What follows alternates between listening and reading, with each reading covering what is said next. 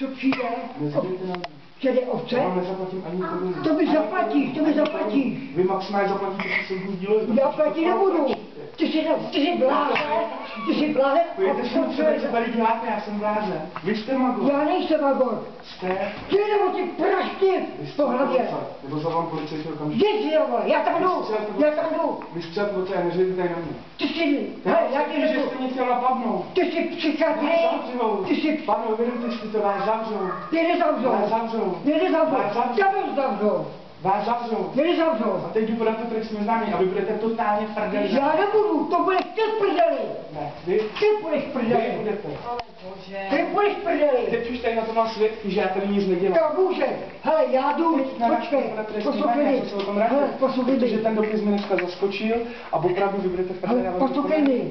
Ne. Ty vidíš mi, počkej. Teď se mi chtěl napadnout, proč? Já to jako nehádejte se chlapi jako... Poslouchej mi. Ne, klidku, teď půjdu na policajt, já bych vás mohl Počkej, nechci něco říct. plný zuby. Počkej, poslouchej. Vidíš mi. Tady jsou děti, vy si tady rozčilujete, děti mravně ničíte. Poslouchej mi. Vidíš, chcete někoho ubít, ty děti mravně ničíte. Podívejte se na ně, když vás budou strach. Poslouchej mi, co ti řeknu. Vidíš mi, ty žiješ, že dělám fotogramu, vidíš mi, že jsem ve sklepě, že něco dělám. V kuchyni něco A dělám. můžete mi říct jednu věc, jednu vysvětlit, jak se vám mohl vylejt polívku do oken? Jako tady ze zhora, že jsem mýlil, nebo jsem přišel pod okna, Ne, poslouchej mi, že to bylo takhle dole, jo. A co bylo dole? Na okně polívka. To určitě dobré. Počkej, já. Jak se vám mohl vylejt polívku do oken? Já? Špačky byly. Ze zhora? Nebo ze spoda? Nebo odkud se vám mohl vylejt Já polívku do nevím. oken?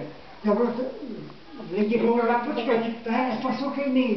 Jo, lidi říkali, vy to svoje tady děláte v ostudu, že máte okna polití.